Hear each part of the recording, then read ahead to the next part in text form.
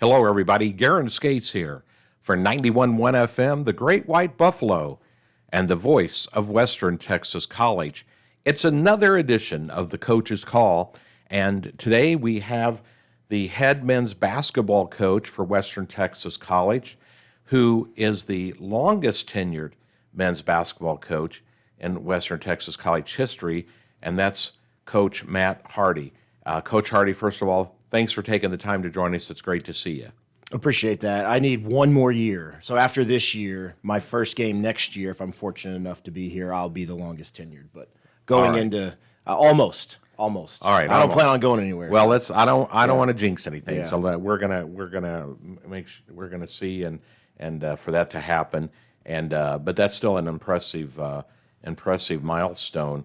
Well, folks, believe it or not, even though it may not feel like it outside, college basketball is upon us. It's here, and the pre-regular season scrimmages and jamborees and invites and invitationals and those kinds of things have already started.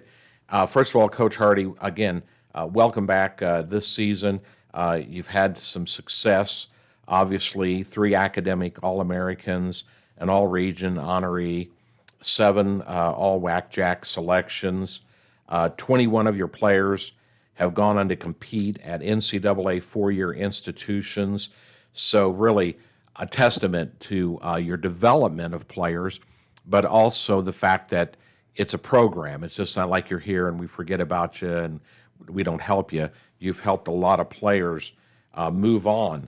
But getting to basketball, last year, the team ranked 18th nationally in team defense, which is really impressive. So how do you get that buy-in for that kind of defensive success? For us, it's really easy. If you don't guard in our league and with our schedule, then you're not going to win very many games. So it all ties into recruitment and just team buy-in. Our defense 2 years ago was really, really bad, and so we kind of made a switch as a program. I actually turned the defense over to my assistant, Coach Carson Hammond, and he ran the defense last year, and he kind of went with what he knew and what he thought would work. And so I wish I could sit here and take all the credit for that, but our defense being top 20 in the country was because of Coach Hammond. He put in a new system, and the guys bought in, and it worked, and we really did guard really well, which is the reason why I think we were 14-16 last year. We had a couple 1-point losses. We lost by 1 in overtime at South Plains, lost by 1 at Odessa in back-to-back games. If those, you get a point here or there, then you're sitting at 7-3 in the league with 10 games, and you probably make the playoffs. But yeah, the margin of error, to make the playoffs, having to finish in the top 4 in our league is super razor thin. So we were a pretty good program last year. Of course, we're trying to take that next step and make the region finish in the top 4.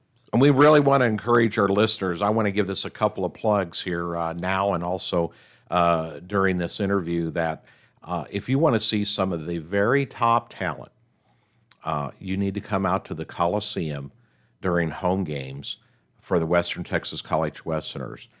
And I don't mean like the top talent in the region, folks. Understand, top talent in the entire nation, because the basketball, the athletic conference that the Westerners and the Lady Westerners compete in has some of the very finest athletes in their sports at their positions that you will see, including a lot of what you watch on TV in terms of college basketball. Well, that's how good it is. So the player of the year in our league 2 years ago is currently starting at University of Arkansas for John Calipari. So he played at South Plains. Not to give South Plains a plug on my interview, but our league is really good. And so you'll see 5-star players.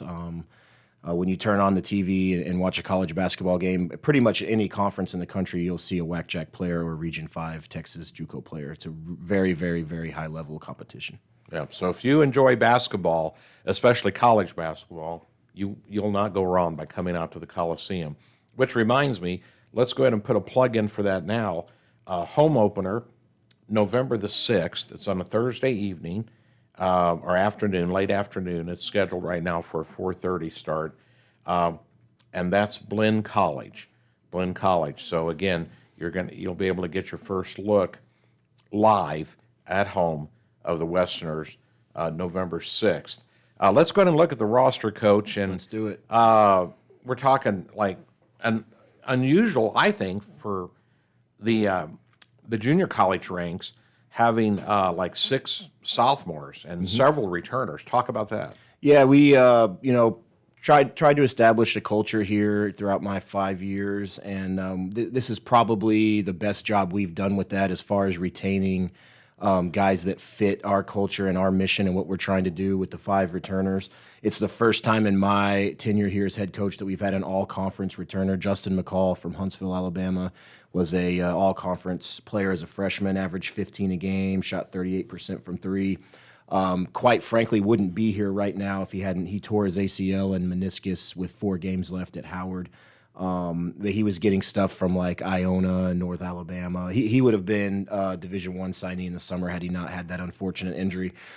He has rehabbed it. He was cleared medically 3 weeks ago, and he actually played in our jamboree over the weekend, played well, knocking off some of the rust, obviously, from rehabbing a complete knee repair. But we're fortunate to have him back. Calvin Charles, a returning sophomore from Naples, Florida. Really athletic, 6'5", has gotten bigger and stronger, and he did some really good things for us last year. Had a game against Northern Oklahoma, Tonkawa, where he had 22 points and 19 rebounds. Just a high energy, crashes the glass guy. We're glad to have him back. Jalen Brown from Corinth, Texas, played at Lake Dallas High School. He started 19 games, played in all 30. We're fortunate to have him back, plays hard, probably our best defender. Victor Byström, 6'9", from Sweden. We're glad to have him back. I mean, he's just a great guy to have around, an actual rocket scientist.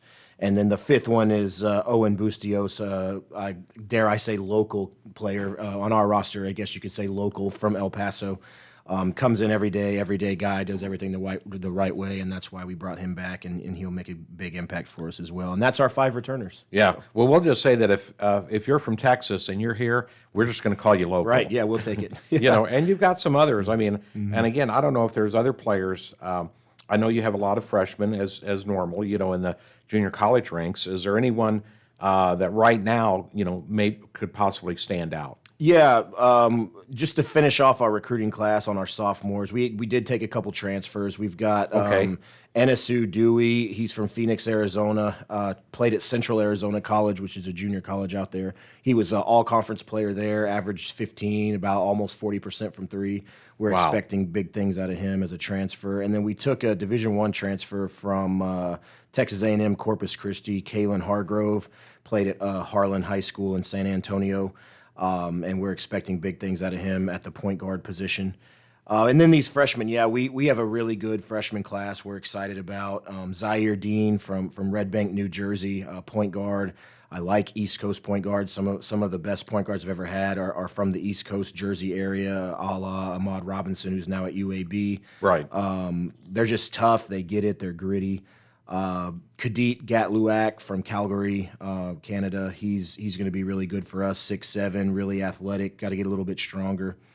Isaac Homulus, our second kid from Sweden. Big, 6'5", strong wing. He can play the point. He's very versatile. Can kind of play the 1 through the 4, and he's strong enough to really guard bigs. We expect a lot of things out of him. Javante Johnson from San Antonio, Brennan High School. They had a player go to Houston, a couple 5-star players he's played with.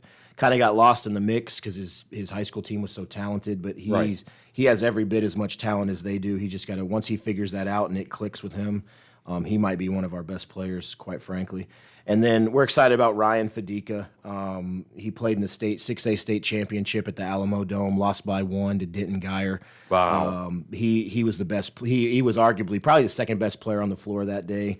For Katie Jordan, they do a good job out there coaching him up, and we expect good things out of Ryan Fadika. So a good mix of returners, veterans, transfers, and then of course some impact freshmen. Right, exactly. So looking ahead to the season, are there any key matchups that you're pointing to, or our conference is so tough? I feel like you could almost throw out, okay, our conference schedule is our key matchup, you know. Correct. I'll say this. Last year, we had the #1 strength of schedule in junior college for men's basketball. I would anticipate our schedule this year is very close to that. Without seeing everybody's, I would assume it's at least top 5. The reason we schedule such a tough non-conference is obviously, we have no nights off for in whack-jack play. So I would say our first key matchup is our first game, which is Northern Oklahoma Tonkawa, and then we play back-to-back days on the road at the University of Central Oklahoma. But we open with Northern Oklahoma Tonkawa, and then we play Murray State the next day on the road there. I think that's November 2nd and 3rd. And then that leads up to our home opener, which will be a big-time game against Blinn College. Coach Schumacher over there does a really good job. When we were scheduling that game, he said he had a young team of freshmen and he wanted to experience, the whack-jack game on the road, and so that's why he's coming out here, and that'll be a big matchup there. Afternoon tip, trying to get Blinn back home early. It's a 7-hour drive and they're headed home that day, so down in the Houston area. So that's why we're tipping early that day. But That's the other thing about being from Texas, folks, is that we could call you local, but it's a long drive wherever you're going. That's what happens. Rounding out that schedule, go ahead. It's after that we go to this the East Texas versus West Texas Classic. It's kind of East versus West. We play Angelina, who made the national tournament last year. Lee, perennial power that makes the national tournament a lot. We have a road game at McLennan, who lost in the region championship for Region 5 last year to South Plains. And then we have a home and away with Weatherford, Lamar, Colorado. And then we play 3 games at Howard College to kind of round out our first semester. And that leads to whack-jack play, which is brutal. So yes, totally. As far as NJCAA basketball, sometimes there's changes that occur in the off season. I'm not aware. There may be some, but just I'll go ahead and ask: has there been any like rule changes or something that's impactful that No, nothing on a broad level. There's some small referee adjustments, like they're trying to give more continuation stuff, like the NBA, where if you start the process of your shot and you get fouled, they're going to count that basket. Just very small things, but broad strokes, no, it's pretty much the same. Pretty much the We're same. still the only basketball level that has halves. College women have gone to quarters. Yes. Pro basketball is now quarters. High school basketball is quarters. We're still hanging on to 2 20-minute halves. So, no big changes. Yeah, I don't know if there's a preference from coaches halves against 4 quarters. I think you could see strengths and pros and cons probably with each style. Right. Yeah. I'm so used to the 20-minute halves. I would say if we went to the quarters, I like any stoppage I can get, like to talk to my guys and get timeouts and stuff like that. So if you threw in the end of the first quarter and the end of the second quarter, I'd probably like it. But I'm impartial, honestly. It's right. Whatever they decide to do. Well, Coach, we could tell you're excited, and you should be. And congratulations on all your success. Thank you. And for your sustainability and your commitment to Western Texas College and commitment to these young people and building them as citizens and people, not just basketball players. And I work here, folks, so I can honestly say I see this on a day in, day out basis. And our coaching staffs, they do a great job. And Coach, we're excited for you and we're excited for your season. And so, folks, again, pay attention. If you really want to touch base with each other for this community, come to a home Western Texas College basketball game. And again, it'll be every bit the level of talent that you'll see on television with college basketball. And I can say that because when I was doing a lot of sportscasting after I came here from doing sportscasting professionally, I can tell you that I'm seeing players, I was sportscasting and seeing players play, that then I turn on my television a couple of years later and there they are on TV. And that's not by accident, that's the level of talent that we have here. So come on out and let's cheer our Westerners on and our Lady Westerners. And we're going to be hearing pretty soon in our next coach's call from Coach Purswell, head coach of the Lady Westerner basketball team. So again, Coach Hardy, thank you again for your time. And thank you, Dr. Scates, for doing this. And this is a great platform for us. I know all the coaches are excited that we're getting pumped out there on the airwaves. And anytime you want to talk, we'll come in and chop it up. But I appreciate this very much. All right, we want to let everybody know. Remember now, besides what you're listening to now, you can listen to this on demand by going to WTC and click on the White Buffalo link for the station, and through our SecureNet stream, you'll be able to listen to this on demand as you would your favorite podcast.